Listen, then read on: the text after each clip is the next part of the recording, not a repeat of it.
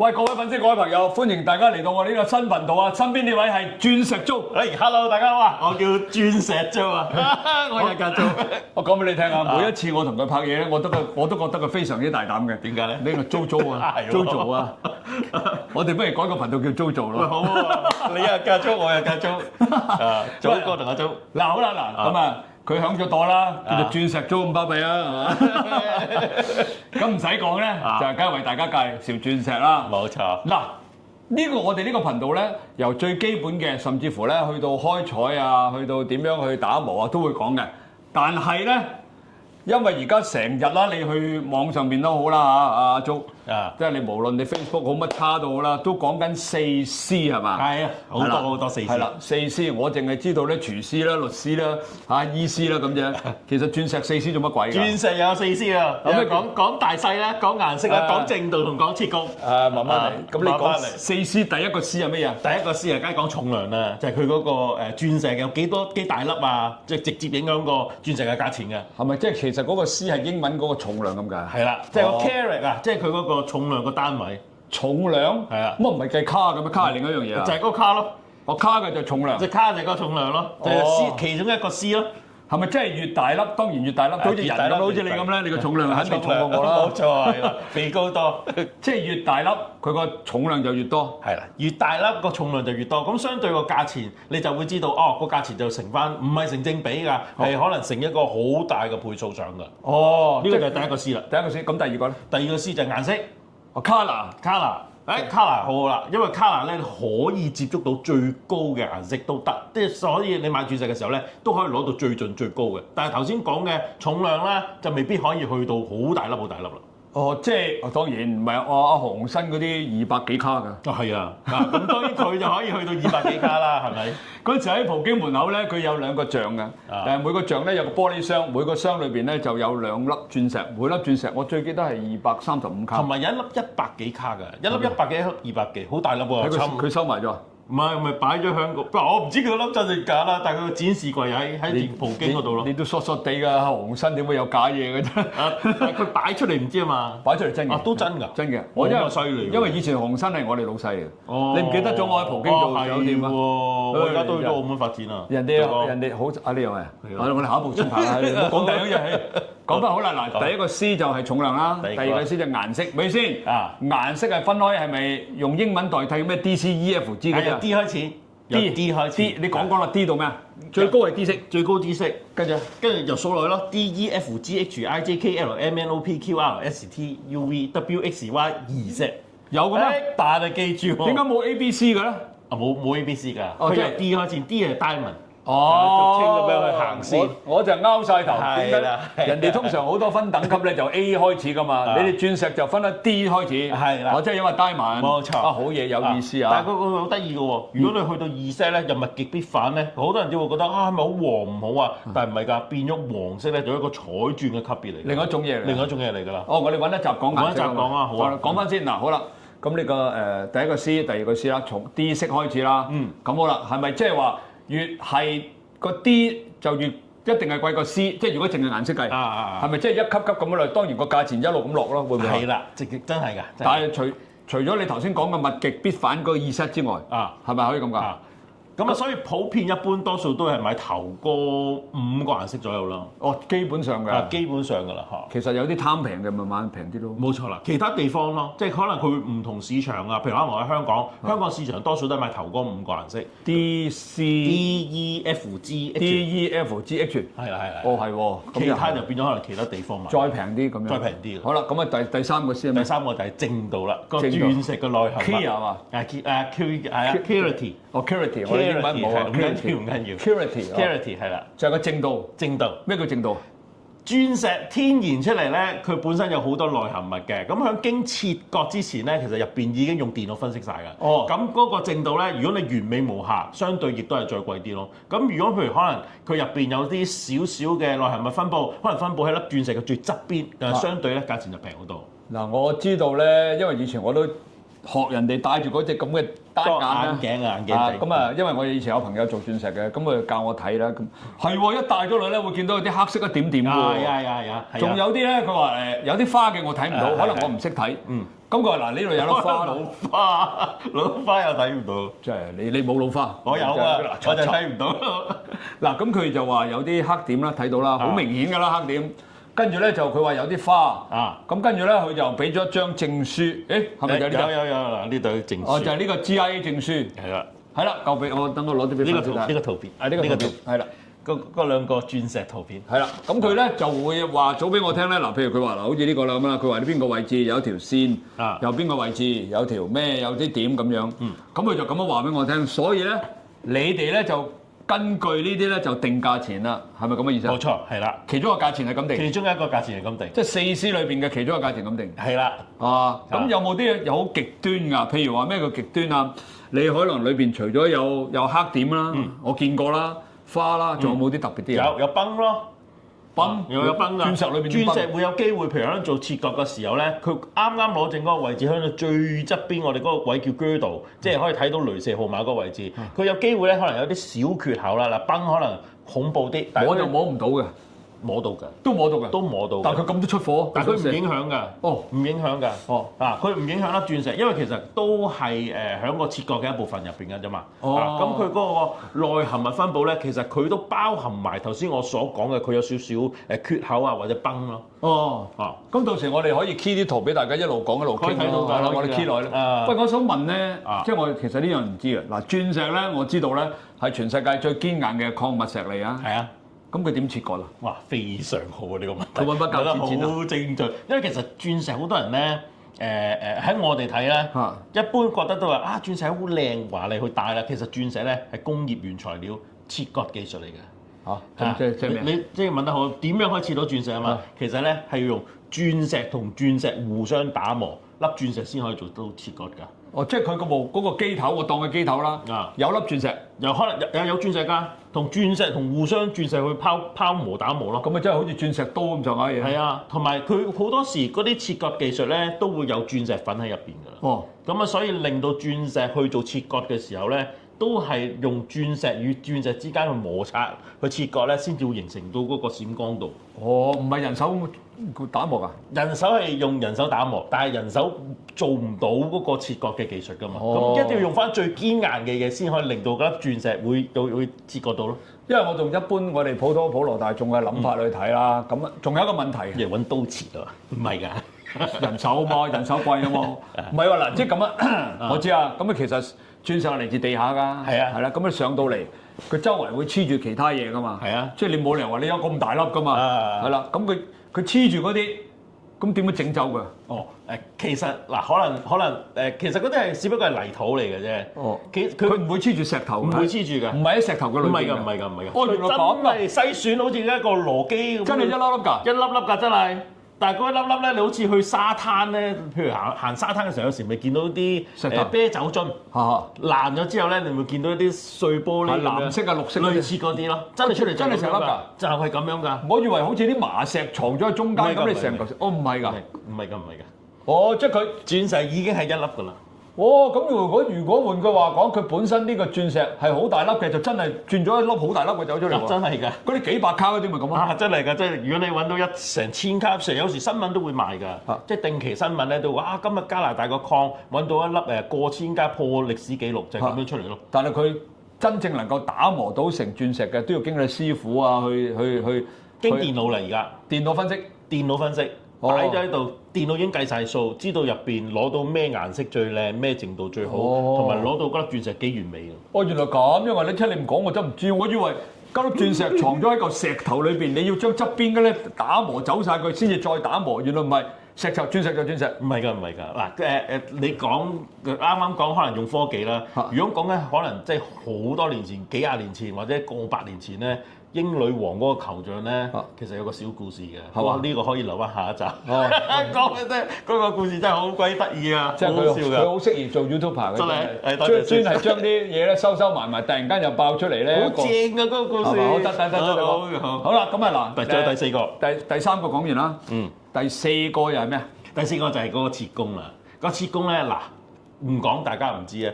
以前成日都話要買鑽石咧，就用個完美切工，就叫做 excellent 最好啊。但係我唔講，大家唔知啊。而家講啦，大家就會知啦。而家所有頭先你咪講話鑽石會用手去切割嘅，其實而家唔係啦。除咗人手之外咧，而家好多都用機器去切割。電腦啊嘛，係啊，個電腦切割咧已經控制到99.8%嘅唔會出錯率。其實佢係唔係 excellent 㗎啦？如果咁咯，只不過係損耗問題。咁所以其實如果你要揾一粒唔係 excellent 咧，相對仲要難。準㗎，吹脹啊！真係吹脹啊！唔講你唔信啊！咁啲人話嗱，我呢粒鑽石 excellent 㗎，所以貴啲，咁啊俾人揾咗笨㗎咯。都唔會㗎啦，基本上都 excellent 㗎啦。唔係嗰啲 sales 好有才㗎嘛。嗱，我幫你揀呢隻，嗱 D 色啦，嗱呢個又 VVS 啦，跟住呢個 excellent 啦，嗱係咪值錢啊？咁啊賴咗嘢啦。有啲已經控制到㗎啦。係咪？真係而家，所以而家一講就知道晒。而家個社會咁樣嘅，咁得意㗎。咁佢始終都係可能近呢5年10年嘅時間嚟嘅啫。咁但係其實以前咧，真係要去用人手去拋光打磨，佢真係咁樣去做嘅時候咧，有機會出唔到 excellent 㗎。哦，係啊。嗱，咁我哋講咗頭先講咗啲，喂，其實唔係喎，最撚尾呢個嘅切割啦。咁你用機器切割啦。咁你喂，逐啲講句。你切割實切到出嚟㗎啦，基本上。咁你個價錢咪喺最撚尾呢個絲已經唔值錢咯。即係已經唔可以逐啲講叫做不值一提啊。我可以講得深入少少嘅，將啲秘密話俾大家聽。小心啲，唔好講俾人聽。嗰啲除咗用機器切割咧，係一啲先進嘅國家或者發達嘅地方嘅工場先會用呢樣嘢嘅。咁都仲有嗱，譬如其實我講3個地方啦，一個係中國啦。第2個印度啦，第3個以色列啦。咁印度咧，而家都仲係好多用緊人手啊、勞工嗰種模式去做切割嘅。哇！咁變咗，你咪會知道咩地方用先進嘅儀器去切割啦，咩地方仲係用人手，可能比較落後少少啦，但係都精準嘅。咁出嚟咪會有機會頭先所講嘅very good 啊，或者唔係 excellent 嘅狀態咯。喂，好啦，嗱，我呢個你係4 C 講晒啦，你住先，有一樣嘢最緊要都未講。講咩？有2樣嘢未講㗎。第一。呢個4 C，呢個4 C 啊，頭先你解釋咗啦，邊個定啊？邊個定啊？哦，出嚟你話咋？都問得。你話咋？你話佢有你好簡單，我隻眼冇你隻眼咁精靈，你又睇到4點，我睇到3點啫喎。咁我又話佢得3點，實質佢係4點喎。咁邊個定啊？哦，其實咧。呢啲所有嘅嗱，譬如可能當呢一個機構啦，呢個機構叫 GIA 啦，其實佢已經內部嘅鑑證師咧有晒 formula 話俾你聽，響入邊嘅顏色嘅精準度又好啦，即或者個淨度又好啦，嗱重量就唔使計啦，重量都係用磅嘅啫。係啦，其實最主要就係個顏色同埋嗰個淨度，佢哋已經有個 formula 點去設計，計完之後咧，其實呢4 C 咧大概成埋咧。已經有一個真實嘅價錢，走唔到㗎。同埋上下大概係10至到15% 嘅偏差嘅啫。所以其實買鑽石係一個 formula 嚟嘅啫。其實買鑽石嗰個利潤都唔高喎，咁啊。原材料大家就唔好諗住去賺到咩大錢咯。我覺得你咁樣喂，所以你識到我真係完全知道咗但佢又行業嘅秘密啦。佢又想兜生意，又唔俾佢兜生意，真係。OK， 好啦，嗱咁啊，你講得好啦。咁因為本身佢呢個，我想問咧，嗱呢個 GIA 啊，成日我哋都講 GIA 啊。咁其實除咗 GIA 之外，但大家知道啦，GIA 係最權威㗎啦。個啲唔理你去到全香港最大嘅金鋪、玉器鋪乜都好啦，佢都話俾你聽 GIA。咁其實有冇第二啲證書，亦都可以代表咗，亦都可以能夠話到俾大家聽，靠得住嘅證書咧？嗱，其實 GIA 咧，即係話俾你聽，佢係嚟自美國嘅 GIA 嚟嘅，咁佢係寫A 咧就代表 America。哦，咁其實你話世界上有冇其他地方國家有證書咧？我諗你諗得出，譬如可能印度又好，中國又好，日本都好啦，歐洲都好啦，甚至乎本土啊，我哋香港啊都有鑑證室㗎。但係咪住先，夠唔夠權威啊嘛？係咯，我意思你夠唔夠權威咯？嗱，一般買 GIA 證書咧係俾，因為其實佢賣廣告賣得好行，係啊，同好多機構合作，咁所以其實喺市場上邊咧已經有一個好長遠嘅歷史。應該佢嘅認受性係最高嘅。係啦，認受性已經好高啦。咁因為其實呢個係一個市場策略嚟嘅。咁另外你話其他嘅證書係咪唔可信或者有啲驚咧？其實唔會嘅。點解咧？原因係因為好多本地嘅行家甚至乎批發商啊，佢哋要去知道嗰個鑽石嘅真相，或者佢哋價值，佢要快，佢要揾本地嘅鑑證㗎啦。如果唔係下下你都要將嗰個嘅鑽石發去呢個機構，而且佢哋個時間性可能又耐嘅時間，咁你咪變咗慢咗咯，嗰個價格一沉落去，咁咪唔見好多錢㗎咯。咁所以其實如果你要去辨別一啲簡單嘅資訊嘅時候咧，其實好多本地嘅鑑證室已經做得到。咪住先嗱，我哋又咁啊，因為我都試過㗎。咁有時我哋好多年前咧，我哋就學人哋扮買鑽石啦，咁啊去啲樓上鋪啦，係嘛，即係貪起碼好似即係呢啲咁咧。即係 service 又好，講好嘢 service 好啦，又私密啦，起碼上我哋就算買幾千蚊咧，都唔會話黑我黑面啦，係嘛？呢啲係最好嘅呢啲啊，咁啊手好啦。咁佢咧好得意㗎，佢就譬如而家呢度呢啲真鑽石嚟㗎，大家你睇幾多鑽石？你睇俾你睇，真嘅呢啲唔係假嘅。好啦，咁佢就攞啲出嚟啦。OK， 咁跟住咧佢就俾啲你睇之後咧就話啦，嗱呢啲咧就係呢啲證書嘅，呢啲咧。就 GIA 證書嘅，咁仲有呢啲咧就冇證書嘅，咁佢就話啦，你咧可以咧因應你自己個 budget 咧去揀唔同嘅嘢，咁佢當然啦，佢話啦 GIA 證書咧就貴少少，另外嗰個證書咧就平少少，咁冇證書嗰個咧就最平，好啦，而家嚟啦，你係專家啦，係話俾啲粉絲聽，好，我要買一個鑽石，我究竟買 GIA 啊，或者買其他嘅可以嘅證書啊，定係還是唔使證書嘅鑽石？非常之好嘅問題。嗱，如果你真係同個公司係熟悉，甚至係朋友咧，嗱，就算你唔買證書都唔會有問題嘅。當然啦，如果你係同佢唔熟嘅話，咁梗係買證書。你大家之間唔需要溝通得咁嚴重，因為其實呢個已經做咗我哋嘅第三者嘅公證。咁就好方便啦！嗱，好似如果你第一日識我嘅時候，咁我梗係勸你買 GIA 啦，因為我識你老鼠啊嘛。係啊，但係如果你認知鑽石嘅時候咧，你就知道，咦，原來唔同切割嘅鑽石咧，你要買一對，甚至乎一個系列嘅鑽石咧，你有證書係好麻煩嘅，你做唔到嘅。唔係喎，嗱，我哋一般普通人咧就覺得啦，第時我有機會，譬如手緊嘅，我賣翻出去，我有證書。咁起碼上人哋你哋啲咁嘅收翻嚟都收翻貴少少啦，會唔會啊？係咪理論上係咁？因為證書頭先咪講咗咯，4C 咧已經係一個計數嘅 formula 嚟㗎嘛。係啊。咁我揸住張證書，我大概已經知道咩價錢啦。但係如果你攞粒鑽石嚟，我要用我嘅目測去同兩者之間攞公平。嗱，你講一，我又講二，咁知阿 Jo 咯。係啦，咁變咗個價錢上邊，大家你攞唔到個最直接嘅速度咯。嗱，我想咧，你講個秘密俾我哋聽。好啊，唔知你肯唔肯講嘅？下面我未講，你冇問過，未夾過㗎，未夾過㗎。我突然間諗到，你知我次次都突然間嚟㗎。嗱，睇我招唔招架得？我就考你急才咧，做咩啊？做咩？你冇話法啫？鬼叫你叫阿 Jo 啊！阿 Jo 個名好犀利㗎，大佬。冇錯，有乜咁上下㗎？你清一清喉嚨先。好啦，最後啦，我問你一個問題。你收咁多鑽石翻嚟啊？你收翻嚟啊？係嘛？咁你收嗰個人佢邊度有 GIA 啫？哦。咁好簡單，你收100幾十粒，夠幾好似呢度咁，淨係呢度都幾百粒啦牌面。我肯定你收翻嚟，你冇 GIA 證書，你冇理由你唔該你逐張逐粒俾我逐粒收㗎，你哋收係一批收㗎嘛。係，咁你冇 GIA 證書㗎嘛。咁你都夠膽收嘅？教你幾個小竅門啦。大家都係想聽呢啲嘅啫。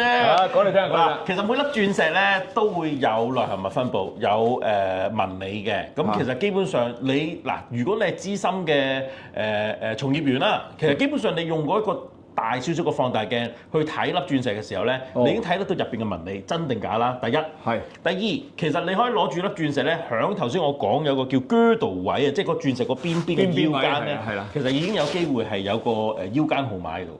嗰個腰間號碼只不過可能佢唔見咗張證書啊，咁好簡單啊！呢兩樣嘢其實已經可以好方便睇得到。第三，其實市場上邊有好多嗰啲鑽石筆啊、探測器啊，或者其實嗰啲儀器咧，點解會頭先我講話會有本地鑑證室咧？其實嗰粒鑽石，我只要攞個簡，嗱當我老花睇得唔清啦，我攞個簡單儀器一照咧，無所遁形㗎啦。哦，咁簡單㗎咋？係啊，我講多少少深入少少啦。如果你想再知道真實價錢咧，仲簡單，我直情攞張有證書嘅 D 卡嗱，再攞嗰粒鑽石去度比較，我就大概已經知道咩顏色啊，逐個顏色去跟落去啫嘛。咁我跟到顏色啦，睇到正度啦，睇埋大細，咁已經知道差唔多啦。已經呼之欲出，我大概我目測都知啦，咩價錢啦，咁我咪直接夠膽收翻嚟。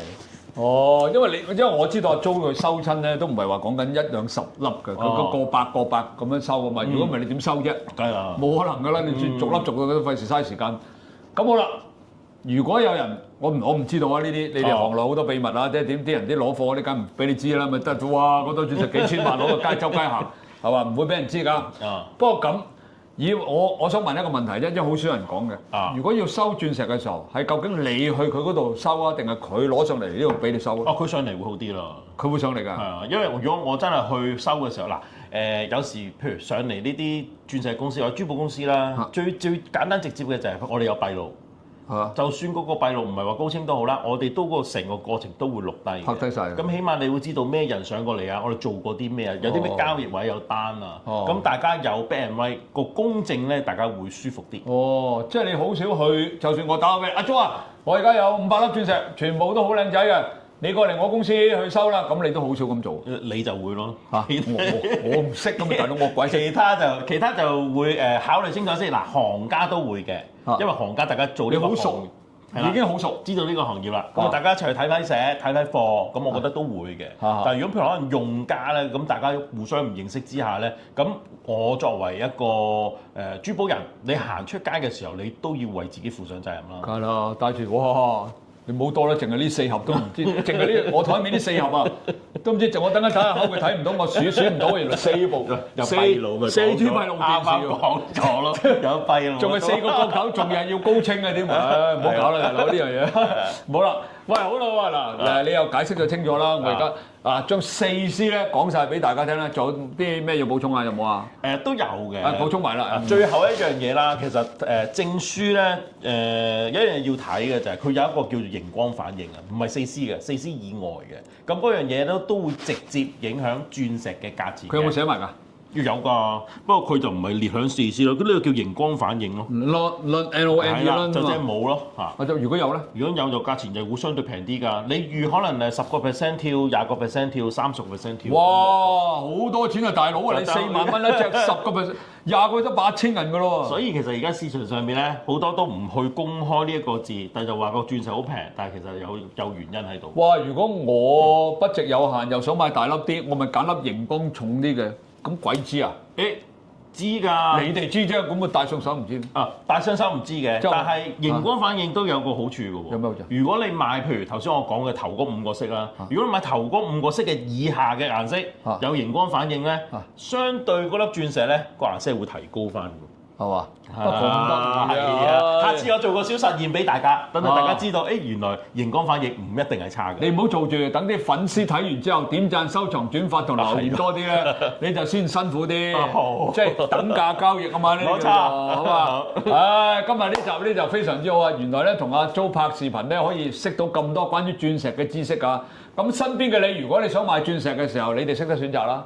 我哋身邊呢位叫做咩名啊？鑽石租真係巴閉啊！啲鑽石租你真係，唉，真係。好啦，嗱呢集就到呢度啦。嗱，記住我身邊呢位叫鑽石租，佢會不定時咧拍視頻上去 YouTube 嗰度咧，為大家分享咧呢啲鑽石嘅知識嘅，從而咧能夠令到你哋咧得到咧寶貴嘅經驗同埋知識咧，可以買鑽石嘅時候咧就識得唔好買錯啦。係咪？好嘛？好，呢集到呢度啦。記住點讚、收藏、轉發、撳個鐘仔。多謝身邊呢位鑽石租，拜拜。拜拜。